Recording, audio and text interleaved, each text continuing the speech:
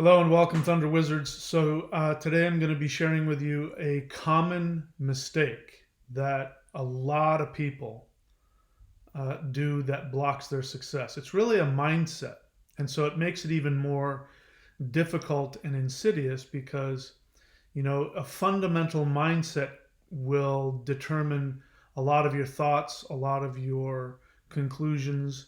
And so, if you don't realize that you're operating from this mistaken understanding about how the universe works, then it will be a problem that could plague you.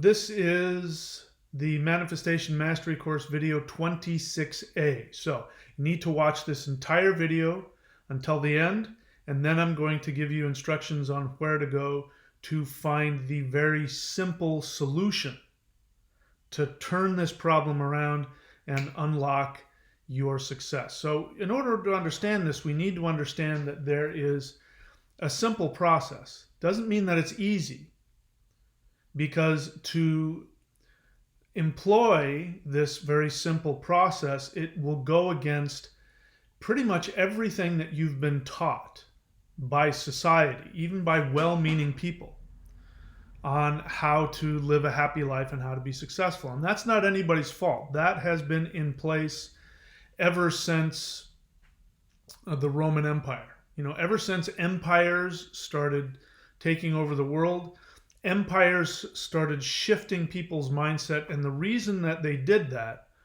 was because in order to have an empire, you have to have a bunch of sheep.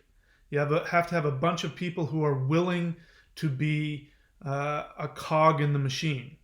And so religion is used, also, jingoism, which is, basically worship of your own country. And so in order to be a good citizen in a big giant machine, you have to be a sheep.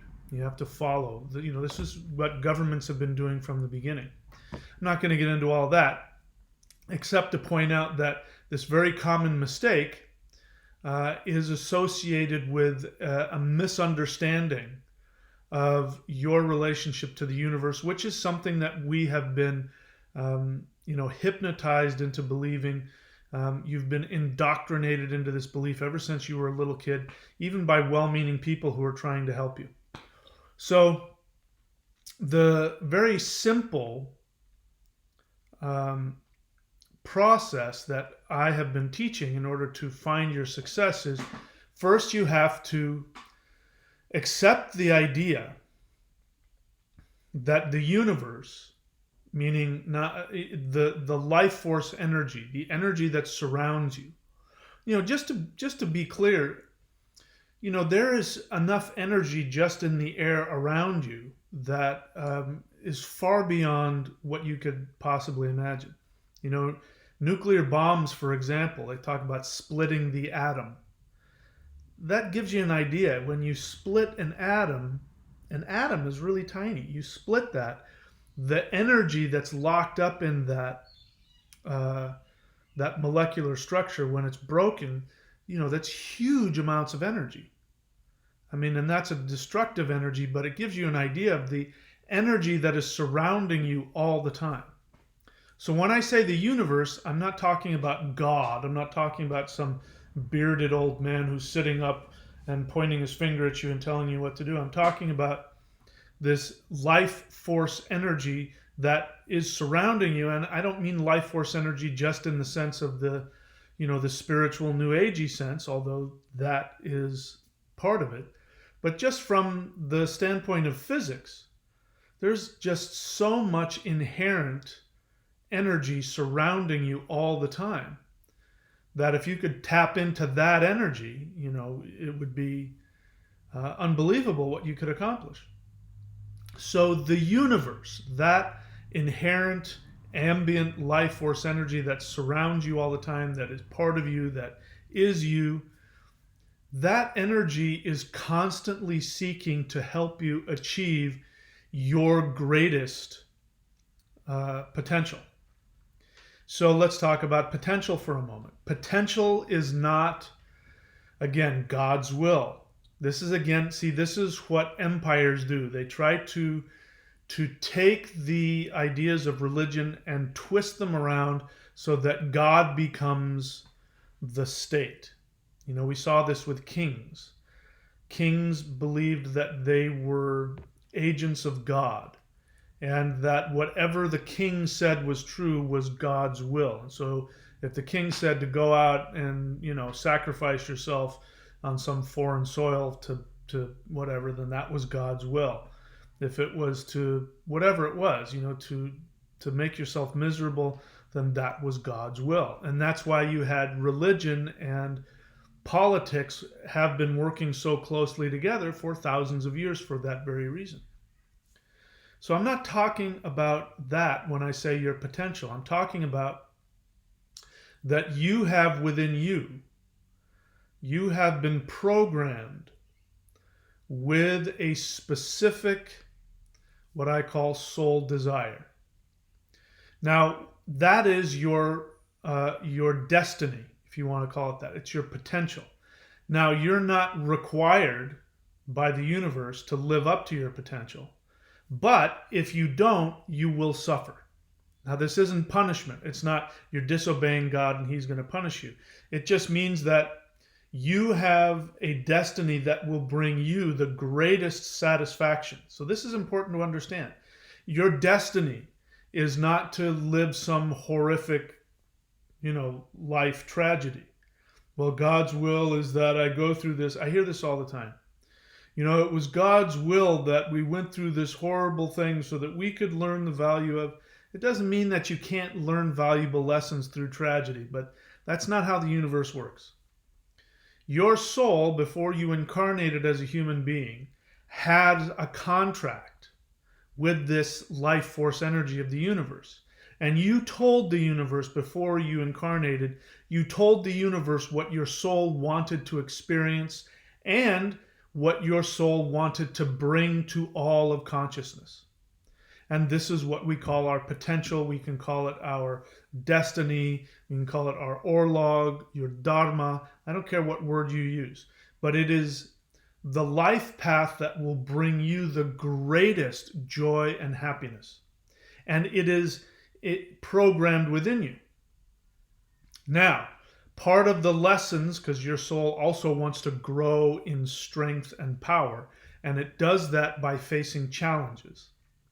So the inherent challenge associated with you following your true soul desire is that you will continuously, throughout your life, have to face challenges where you have to make the choice between what your soul wants to experience and what other people want for you.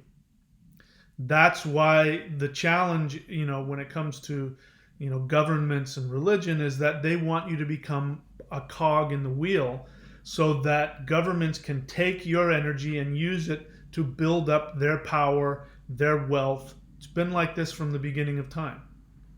Whenever you've got powerful people, this is what they do. They associate themselves with the divine and they say, follow my rule, I am a god, and all they're really doing is they're amassing wealth and power for themselves, and human beings are just their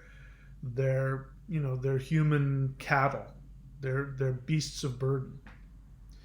So that means that you will continuously face the choice between what your soul wants to accomplish and what your parents want, what society wants, what your spouse wants, what your children want, what your friends want, you know, to fit in society, to get approval, to get love. And you will constantly have to go through challenges where you have to make the decision, where you might lose that job, you might lose those relationships, you might lose status in society, you might lose the idea in your head of what a good person is. You will have to make this decision to follow what your soul wants or follow what other people want. When you choose to follow your soul and you take the risk of losing people's love and affection, or losing that job, or, you know, losing what you think will be security or perhaps money, when you make the decision to go after what your soul wants and you're willing to take the risk to lose all those things, then your soul gains in power And the universe, this ambient life force energy around you, is stimulated to give you resources, to give you money, to give you success, to give you health, to give you happiness. So do you see how it works? You've been programmed with what your soul wants to do, and you have also programmed in your life events where you will have to choose between what your soul wants and what things outside of you want. When you choose the path to be accepted by others, which is a path of fear, whether you want to please your parents instead of yourself, you want to please religion instead of yourself, you want to please the government, you want to please your friends, your spouse, you want to fit into society, you want to look good, you want to be loved and accepted. When you make that choice instead of following what your soul wants, then this ambient life force energy says, I'm not going to co-sign that. And then your experience is you feel abandoned by God, you feel unloved by the universe, you have perhaps health problems, or you have money problems, or you have relationship problems. These are all signs of something very simple. You're simply not following what your soul wants. And so this is where things like meditation comes in, where you have to meditate. Meditation is about getting past all of the monkey mind, which tells you who you're supposed to be and what people want from you and all that, and to listen to what your soul wants and to feel your honest spiritual connection. This is really the whole main point of meditation and energy work and qigong and ritual, mantra, all that stuff. This is the point of all of it. This is what enlightenment is, by the way. Enlightenment is not reaching some state of being where you have no problems and everything's beautiful. That's called denial. That's called false religion, and that is the cotton candy that religions and spiritual practices and false gurus and teachers give you. Don't worry, come to me and I will fix it for you. Just accept my teaching and you will be saved. Listen to the channelers who channel Zohar from the planet Reticuli such and such, and your energy will come to a higher development and you will be saved from your problems. This is all the same thing. This is why people do it, because they're afraid, they're in pain, and they're looking for the easy way out. I'm not judging it. I understand it. I've gone through it. I can tell you from personal experience, it doesn't work. So, what is the common mistake? The common mistake is operating from a negative.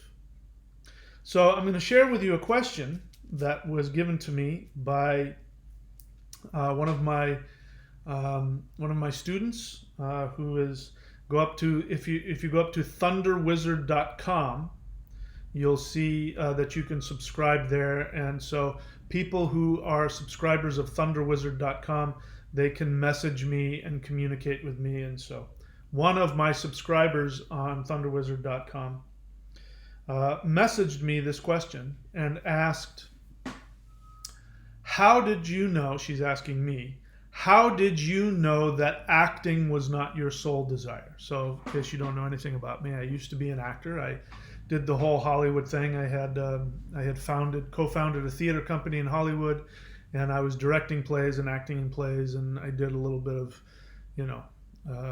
bit parts here and there in TV and movies and stuff like that. And obviously that is not what I do today. And so she's asking, how did I know that acting was not my soul desire?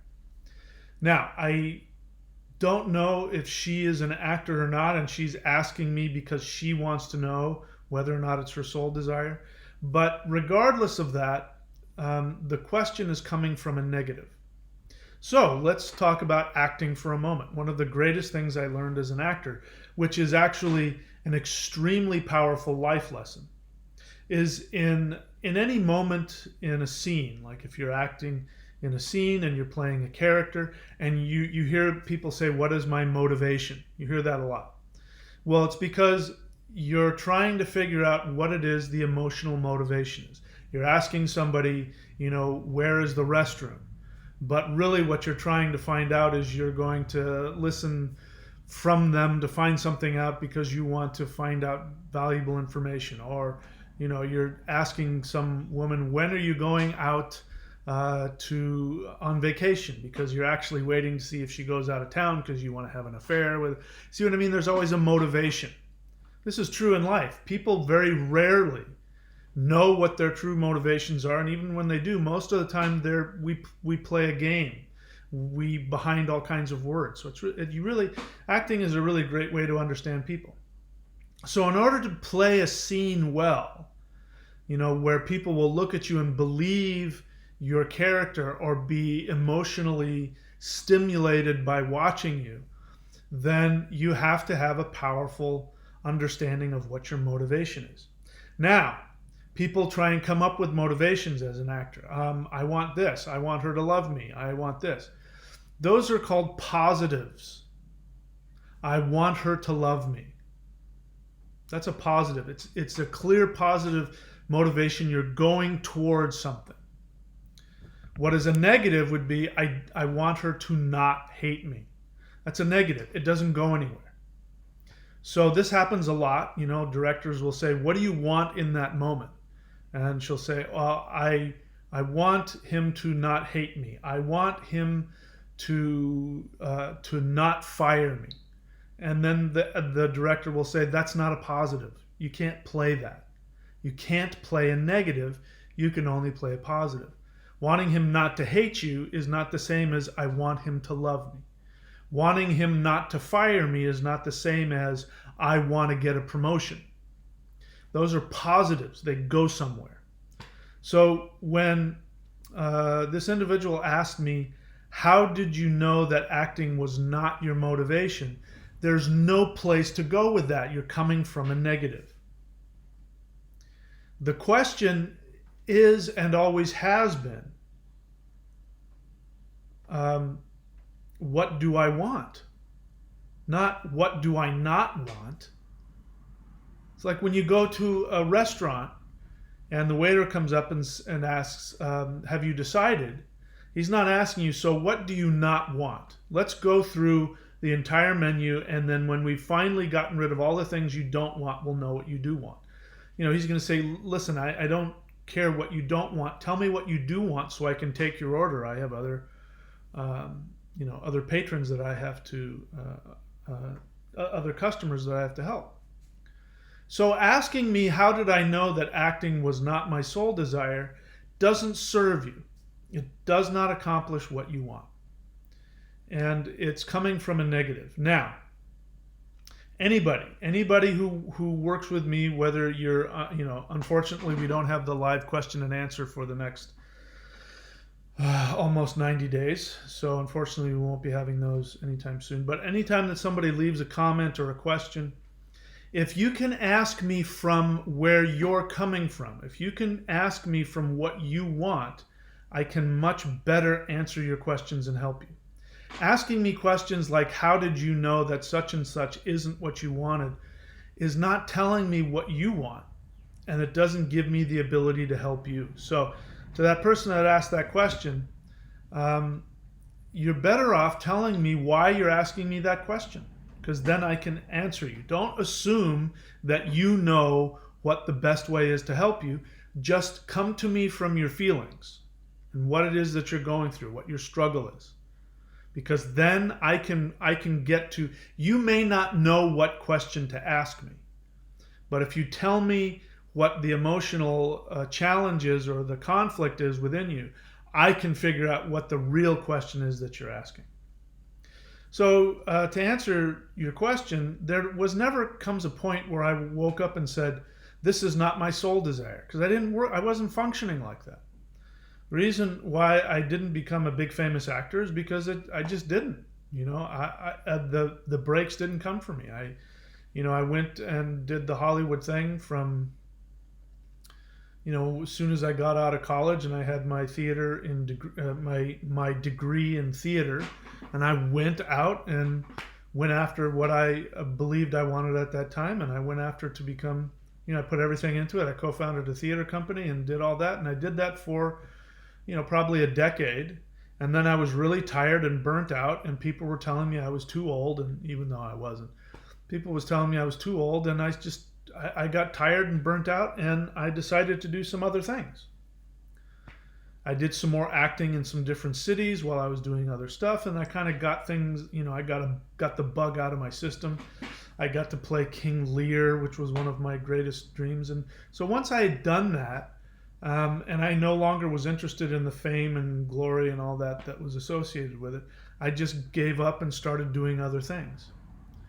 The other thing is that you should know that from a Vedic astrological perspective, you really don't know what you want until you hit the age of 35. Until the age of 35, you're not an adult yet.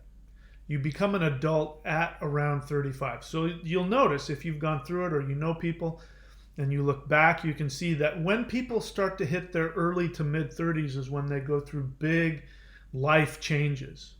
That coincides with their having kids and they're married and their life values and everything start to change. And usually people hit some pretty intense personal challenges. And, so that's when they go through a lot of soul searching. It's one of those points in life where you switch. But once you hit 35 and you're past 35, then you start to know who you really are. And it wasn't until after that time that I became aware, a few years after that, that I became aware of what my soul desire was. So, don't ask the question of how do you know when something is not your soul desire. That question gets you nowhere. The question you want to ask is, what do I want? Not what do I don't want. If you're conflicted because you're going after something and you don't know whether it's something you want or not, I have doubts as to whether or not that's something you want. It could be something that you truly want, but you have conflict and you're conflicted because you're afraid to take the risk. Now, if we're talking about somebody who wants to become an actor, I'm sorry, but that is inherently a risky choice. So you can't play that half-ass. You can't. If you want to go be a big-time movie star actor, then there's two places to go. You either go to Los Angeles or you go to New York and you start doing the things that actors do. You start taking acting classes, you start working menial labor jobs like, waiting tables, driving a cab, while, auditioning and doing theater, and you work your way up the ranks. It's like anything else. And then if you're lucky, you'll land some big acting job or you'll be discovered. And like most of actors, you won't. I didn't. It wasn't for lack of talent. I mean, I was constantly being told I won awards all over the place in theater and other things, and I was constantly told by everybody, that I was the next big thing. It just didn't happen for me, and I'm okay with that now. So, to ask the question, how do you know whether or not you're an actor? Whether you go out and go do it. If you're struggling with that and you're asking that question, it already tells me that you're operating from fear. You're looking for an easy way out. And acting is one of those things where you completely devote your life to it and knowing that there's no money in it. And you do it because you love it. And if you're lucky, you become successful. And if not, then you find a way to either you move on to something else or you find a way to keep that love. And you become an acting teacher, or something like that. You take that creativeness and you put it into something else. So, I'm going to share with you a very simple but powerful technique that will help you figure out these kinds of questions. So, if you're somebody who is struggling with what acting or whatever it is, how do I know that such and such is not my soul desire? I'm going to give you a very simple shamanic technique to show you how to do that. In order to watch that video, that's going to be the B video. This is the A video, 26A of the Manifestation Mastery course. In order to find out this simple technique, you're going to need to go to thunderwizard.com. You can go up here to neo.thunderwizard.com and it'll be the fourth link there. You can go to thunderwizard.com and click on Manifestation Mastery Course. When you subscribe at that level, you'll get access immediately to all of the action videos that give you specific techniques to work through the problems associated with whatever the issue is that we're talking about. So go to that video now. Go to thunderwizard.com, click on Manifestation Mastery Course, and then you will have access to Manifestation Mastery Course video 26B, where I will tell you exactly what you need to do in order to instantly begin to resolve that problem. Okay? I'll see you over there.